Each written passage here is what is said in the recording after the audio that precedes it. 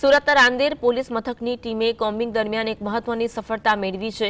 પોલીસે શહેરના વ્યસ્ત એવા અડાજણ બસ ડેપો સેન્ટર પર દરોડા પાડી મોટા પાયે વેચાતી ડુપ્લિકેટ બ્રાન્ડેડ ચીજવસ્તુઓનો જથ્થો પકડી પાડ્યો છે। આ કાર્યવાહીમાં પોલીસે જાણીતી આંતરરાષ્ટ્રીય બ્રાન્ડના નામે વેચાતા ડુપ્લિકેટ શૂઝ, કાંડા ઘડિયાળ, ટી-શર્ટ અને ગોગલ્સ સહિતની વસ્તુઓ કબજે કરી છે। પોલીસ તપાસમાં બહાર આવ્યું કે બ્રાન્ડેડ વસ્તુઓના નામે ગ્રાહકો સાથે છેતરપિંડી કરવામાં આવી રહી હતી। પોલીસે આ સ્થળેથી કુલ ₹1.20 લાખનો મુદ્દામાલ જપ્ત કર્યો।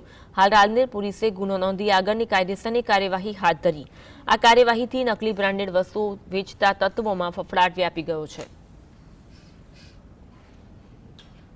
શૂઝ, પરફ્યુમ્સ બધી અલગ જગ્યાએથી મેળવી અને એ બ્રાન્ડના બોક્સીસ બીજી જગ્યાએથી મેળવી એ બોક્સમાં પેકેજિંગ કરીને ઓલ ઇન્ડિયા એ લોકો ડિલિવર કરતા હતા, જેમાં મુદ્દામાલ કુલ 1,20,300 નો કબજે કરવામાં આવેલ છે।